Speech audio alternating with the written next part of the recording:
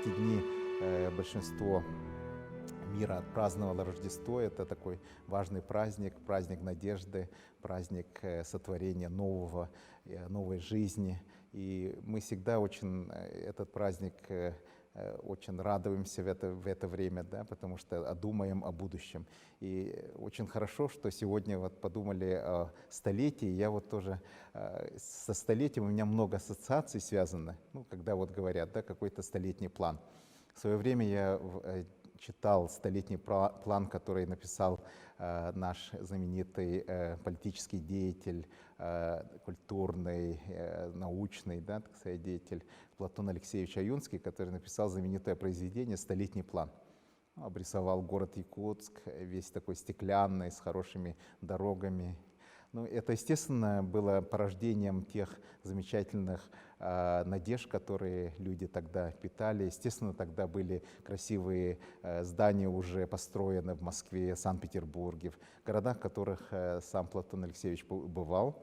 Естественно, он видел и хорошие дороги, соответственно, у него, значит, мысли возникли, что и город Якутск может все это иметь. Да? Ну, а на самом-то деле будущее, оно всегда является функцией настоящего. Да?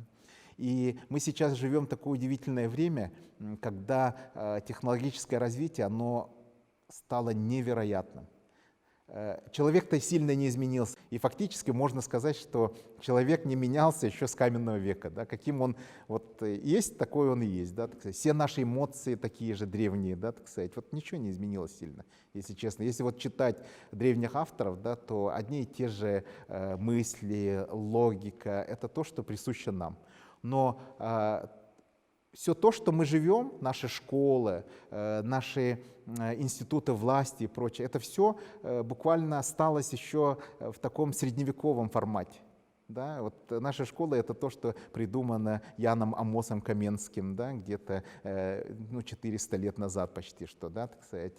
А наши технологии, они стали абсолютно божественными. Они стали технологиями, которые, можно было бы сказать, что это вот присуще богам. Да? Мы даже не можем полностью понять, насколько они сильные, настолько они невероятно могущественные. Сейчас в наших руках такие возможности, в руках людей полностью, например, изменить геном человека. Да? Можно везде там взять как маленькие ножницы, да, и включить туда тот или иной ген, отключить его, сделать по-другому, поменять там цвет, все что угодно. Абсолютно на маленьком там клеточном уровне все это можно сделать. И это невероятные изменения, которые произошли за последние 4-5 лет. То есть сейчас можно сказать, что наука достигла такого уровня, что все возможно. Но одновременно, да, так сказать, вот капитал научный, он такой нереальный, но одновременно, что мы ощутили, это то, что наши ресурсы, они ограничены. Да? То есть весь капитал естественный, ресурсный, он у нас резко снижается. То есть, например, через 20 лет или 30 лет фактически будут исчерпаны запасы нефти, допустим, сырой, да, очень важная тема, на чем сейчас работает и движется вся наша фактически экономика, да, химическая промышленность и прочее.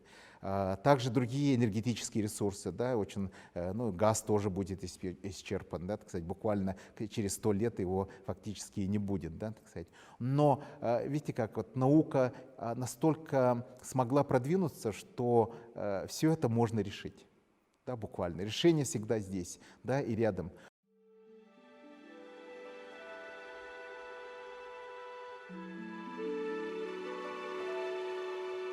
Но одновременно можно вспомнить слова Ньютона, который говорил, да, я считаю себя маленьким ребенком, который играет с какими-то разноцветными камешками и сидит на берегу огромного океана, неизведанного, где настолько много чего мы не знаем.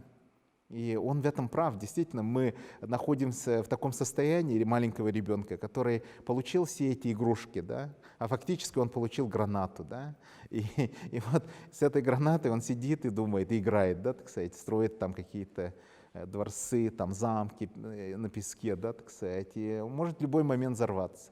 Вот что случилось там во время пандемии, да, так сказать, мы же стали работать там с вирусами, да, люди, соответственно, значит, были очень интересные эксперименты, которые называются gain of function, да, это химерные вирусы. Я думаю, что результат, естественно, значит, такой, что и пандемии стали возможны. Да? Это то, что реально до этого не было, да, так сказать. И это все то, что мы смогли сделать, наше антропогенное влияние оказалось настолько могущественным. В свое время об этом говорил Вернадский. Действительно, мы дошли до такого уровня, что влияние человека, оно стало менять нашу планету. Вот говорят, есть такая формула, да, или термин, называется terraformation, да, так сказать, то есть создание какой-то Земли, планеты, да. Но оказалось, что планет, которые рядом с нами, да, так сказать, их практически нет. И они движутся с огромной скоростью, отодвигаются друг от друга. То есть в любом случае никогда у нас не будет возможности совершить какой-то скачок, и какие-то невероятно могущественные люди могут избежать этой планеты, да, и переселиться в другую. Такого просто не будет. И, соответственно, мы на одной лодке, да.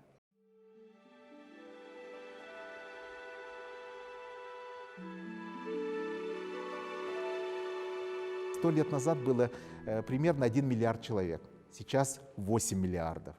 Да? И через 30 лет нас будет 25 миллиардов, да, допустим. Значит, все наши ресурсы, запасы еды, да, они стремительно сокращаются. Вот, например, если мы будем все время заниматься животноводчеством, да, то, соответственно, через буквально 25 лет, да, так сказать, мы станем перед вопросом фактически экономического такого разрыва, который не позволит нам дальше развиваться. То есть вопрос уже такой, действительно, выбора, да? Какой выбор мы должны сделать? Потому что мы сейчас движемся на такой скорости по дороге высоких технологий и развития и должны перед собой поставить вопрос, который в свое время ставил Аристотель. Да? Важен не сам способ, да, а важна цель. К какой цели мы движемся? Да, к чему это все приведет. Мы же дошли до такого уровня, что сейчас развивается так называемый искусственный интеллект, да? А он сопряжен с нашим технологическим развитием, буквально с нашими компьютерами. Да? Сейчас мы перешли на уровень квантовых компьютеров уже. Да, и кюбитные возможности все время расширяются. Вот Малая академия наук, которой я руковожу, у нас, например, есть очень интересная программа, которую до пандемии мы разрабатывали совместно с Тайваньским национальным университетом.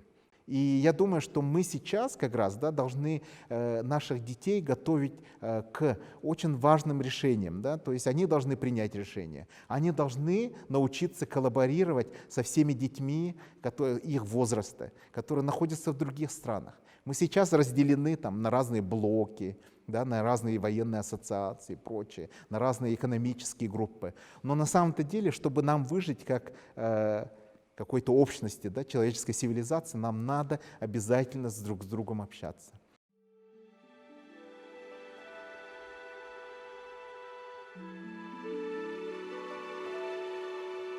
Сейчас дети, они обладают невероятной возможностью изменить все наше будущее. То есть эти 100 лет, которые произойдут, да, так сказать, некоторые думают, там будет полная сингулярность, да, так сказать, мы дойдем до невероятной конвергенции всего, что человек просто перейдет в новое, значит, сущность, да, то есть он станет какой-то электрической единицей, да, так сказать, его мысли и прочее. То есть он фактически не будет физическим объектом. Но в этом ли красота всех тем, да, так сказать? Где будут тогда эмоции, радость, то, что делает, отличает всех нас? Да? Для чего вот все это создавалось, да, так сказать, всеми нами? Вот мы жили где-то 100 лет назад в своих, значит, юртах, балаганах, да, так сказать, очень радовались ко всему, да, так сказать, и мы достигли этого сейчас, да. И давайте думать, да, что нашим детям сейчас, да, дана такая невероятная возможность сделать этот выбор, да, выбор ради человечества. И этот выбор они должны сделать. Поэтому мы максимально сейчас должны вложиться в образование.